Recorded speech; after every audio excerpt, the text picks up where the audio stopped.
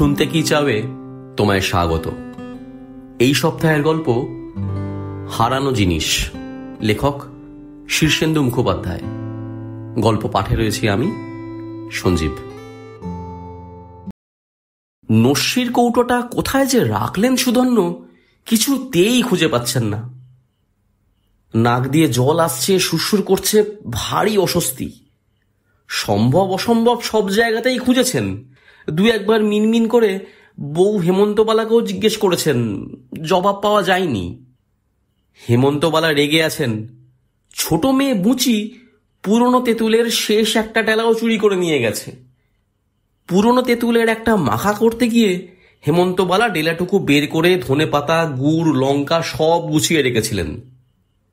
পুরনো তেঁতুলের এই মাখাটা তার বড় প্রিয়। সবই পড়ে আছে, ধনেপাতা, লঙ্কা, গুড়, কেবল তেঁতুলটুকুই নেই। একটু আগে ফ্রকের কোঁচর ভরে মুড়ি নিয়ে গেল রান্নাঘর থেকে ওই হতচ্ছাড়া মেয়েটা। ওরই কাজ। সেই থেকে হেমন্তবালা কারও কথার উত্তর দিচ্ছেন না। সুধন্য তেমন সাহস পাচ্ছেন না বেশি জিজ্ঞাসাবাদ করতে। যৌবনকালটা এই নস্যি নিয়ে বড় অশান্তি গেছে।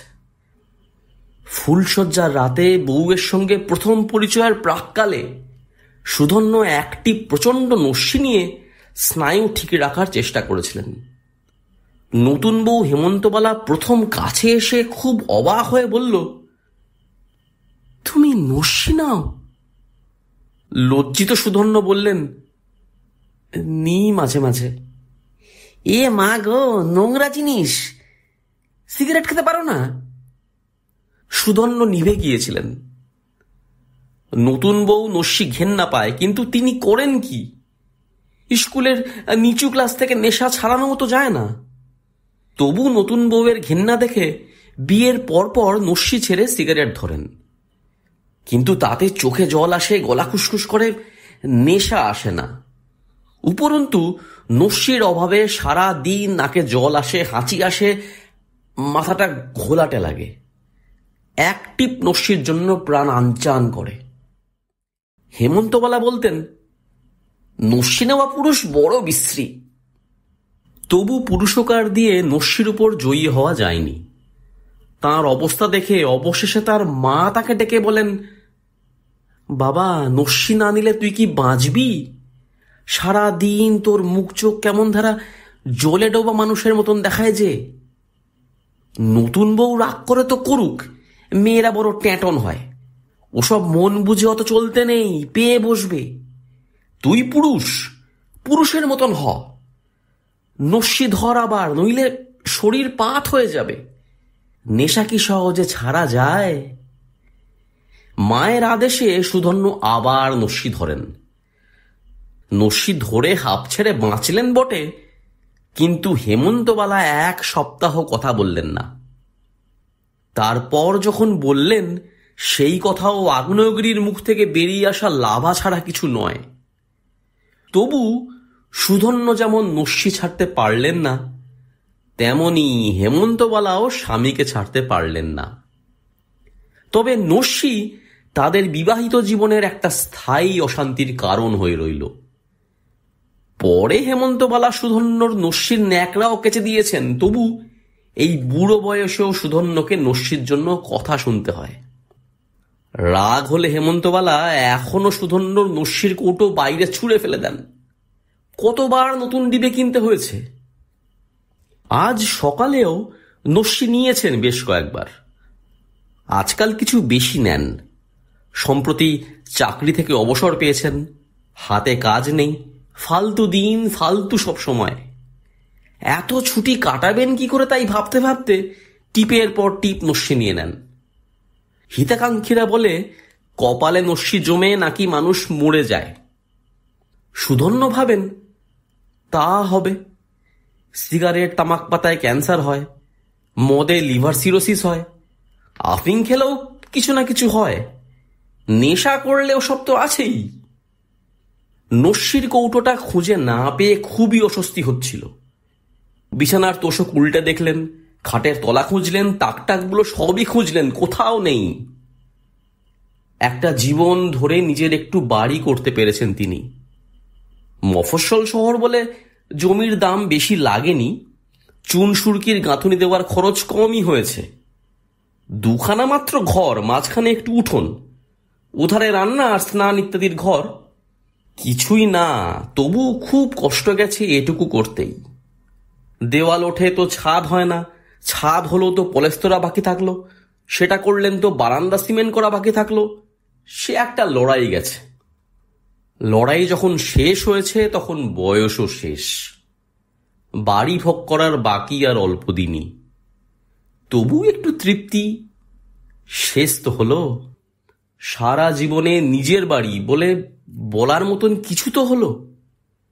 অন্যমনস্কভাবে ডিবেটা খুঁজতে খুঁজতে বাইরের দিককার ঘরটায় এলেন। জোড়া বিছানায় বুচি আর তার দিদি শেফালি শোয়ে। দুটোই মেয়ে সুধন্যর।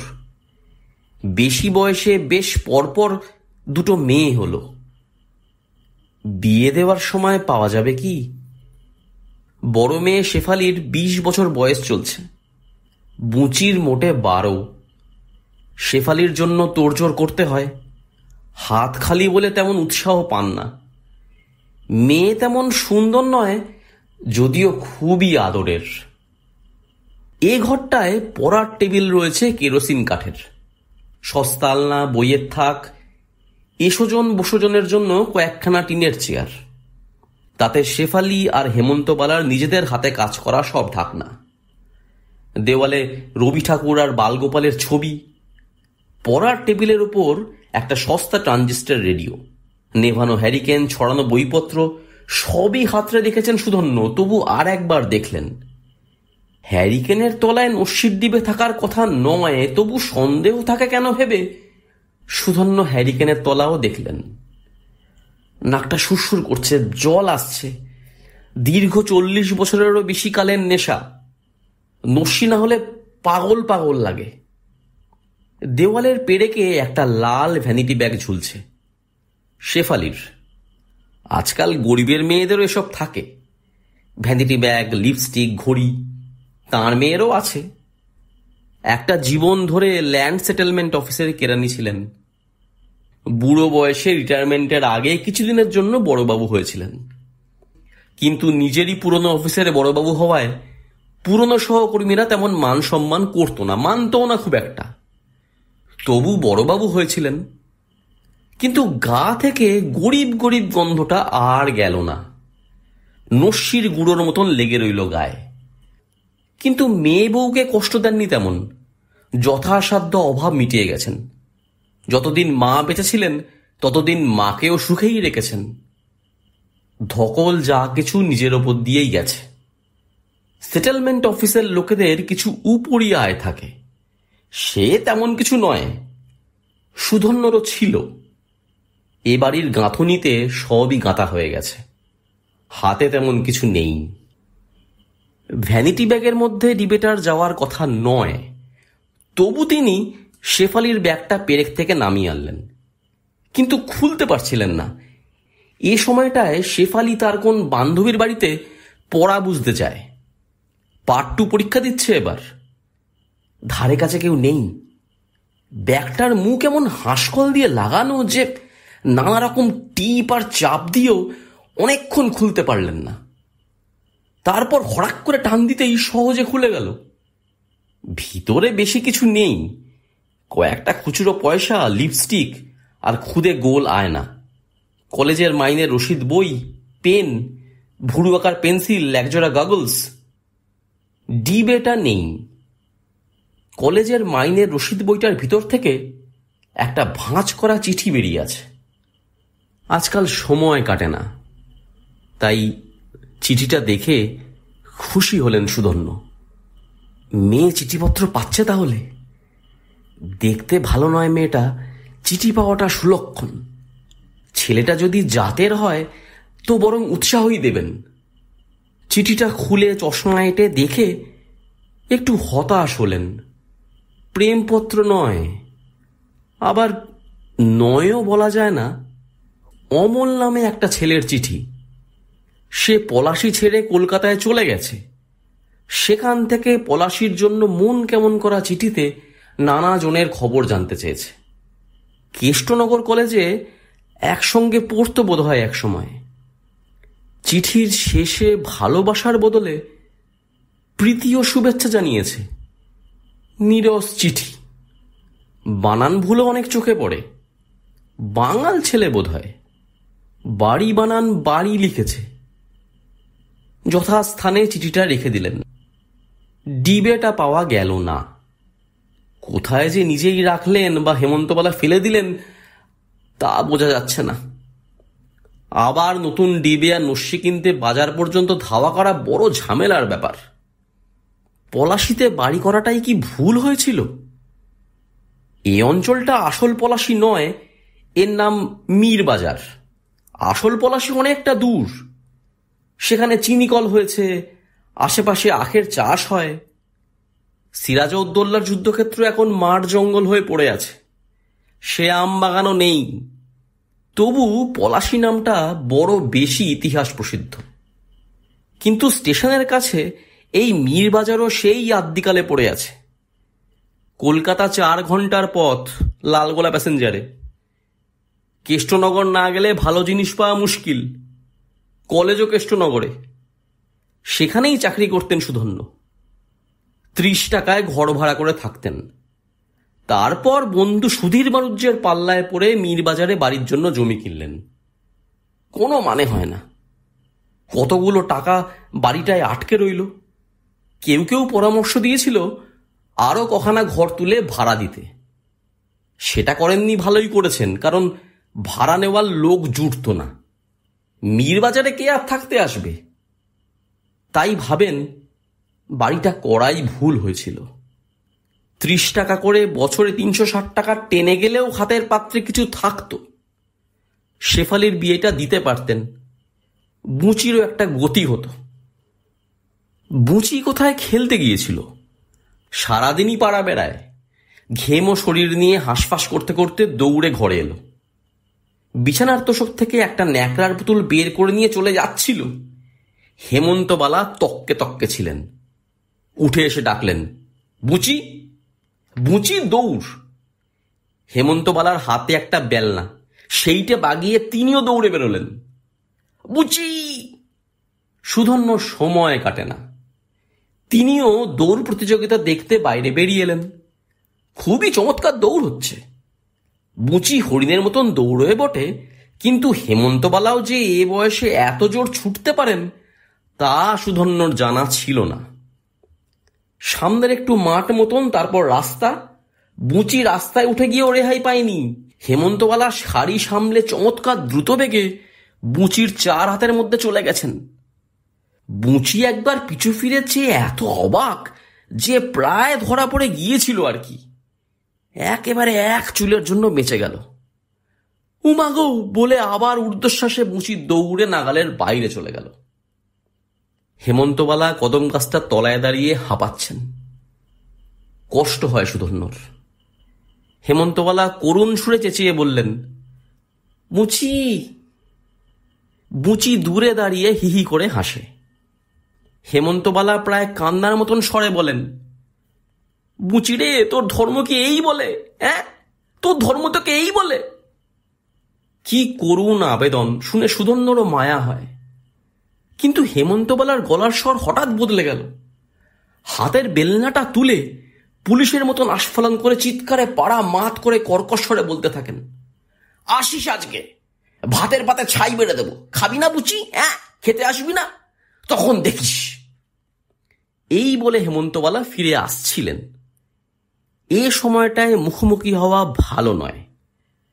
অভিজ্ঞতা বলে সুধন্য জানেন মেয়েদের ওপর রাগ করলে হেমন্তবালা আবার সুধন্যর ওপরেও অকারণে চটে যান। সুধন্য ঘরের পিছন দিকে গা ঢাকা দিয়ে রইলেন একটু। হেমন্তবালা যখন উঠোন পার হয়ে রান্নাঘরে যাচ্ছেন তখনই সুধন্য দেখলেন চোর একটা বেড়াল 2টো খয়রা মাছ মুখে নিয়ে জবা গাছটার তলায় গিয়ে বসল। সুধন্য বড় ব্যথিত হলেন। সপ্তাহে 3 দিন মাছ হয়। 1 পো খয়রা মাছ কিনতে আজ তাকে 2 টাকা নগদ দিতে হয়েছে। তার 2টো ওই গেল বেড়ালের পেটে।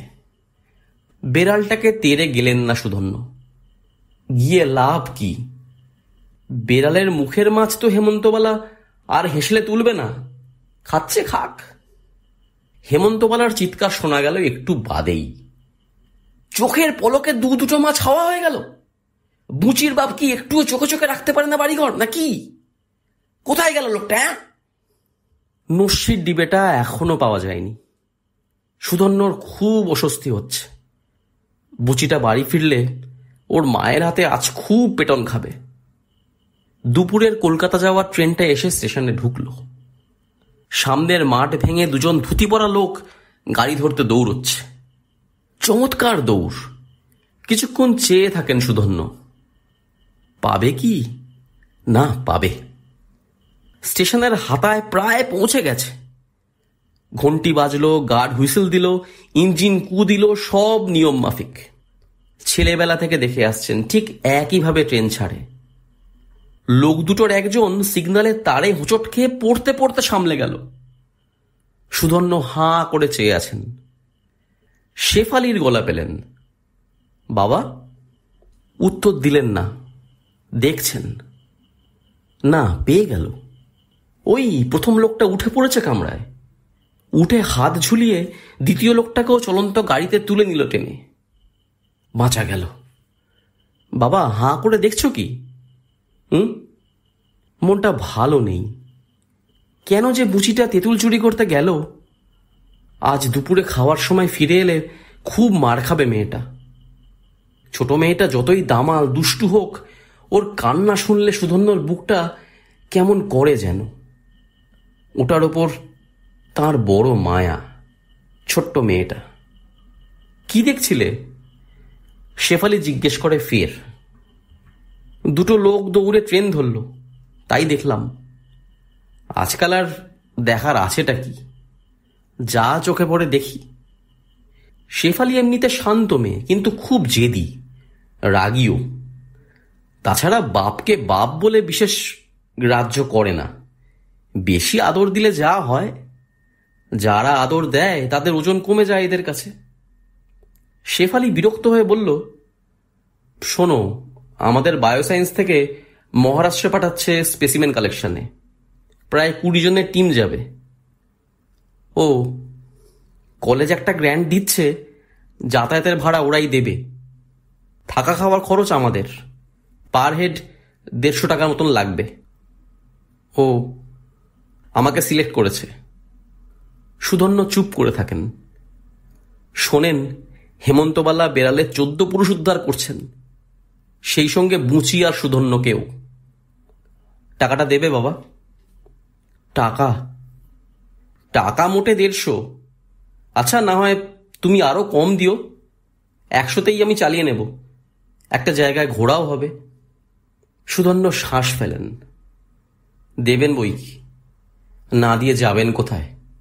বরাবর দিয়ে আসছেন। বুচিটা বড্ড মার খাবে আজ।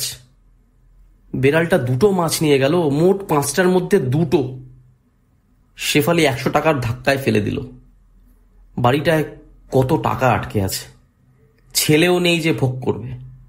কি লম্বা ছুটি চলছে রে বাবা। নস্যির ডিবেটা কখন কিভাবে হাতে এসে গেল কে জানে। ঠিক ম্যাজিশিয়ানের মতন। কোথাও কিছু না, হঠাৎ হাতে চেয়ে দেখেন নস্যির ডিবেটা হাসছে। বড় খুশি হন সুধন্য।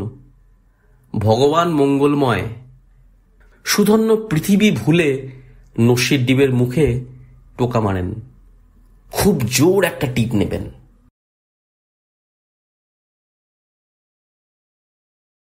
গল্প কেমন লাগলো জানাতে ভুলো না। ভালো লাগলে লাইক করো, প্রিয় মানুষের সাথে শেয়ার করো। চ্যানেলটা সাবস্ক্রাইব না করা থাকলে সাবস্ক্রাইব করে দিও। জলদি ফিরে আসবো আবার নতুন গল্প নিয়ে। ভালো থেকো।